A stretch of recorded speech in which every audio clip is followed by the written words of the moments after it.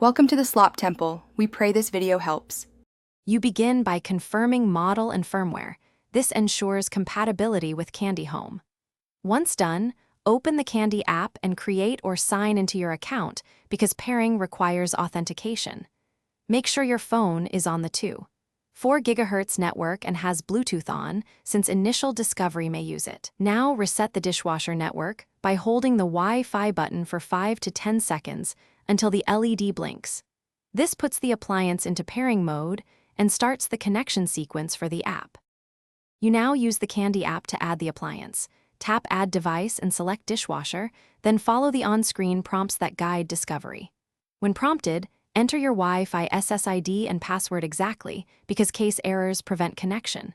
Make sure you pick the 2.4 GHz network instead of 5 GHz, since many appliances only support 2.4. Allow the app permissions for location and Bluetooth or local network. These let the app discover and send credentials to the dishwasher to complete configuration.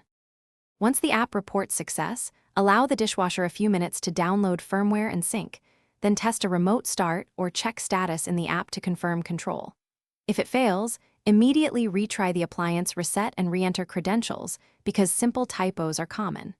Also restart your router and move the phone closer to the dishwasher to eliminate signal issues. As a key troubleshooting tip, enable mixed 802.11b/g/n. Set 20 MHz channel width and disable AP isolation for reliable. Thanks for watching. Consider subscribing if we helped you.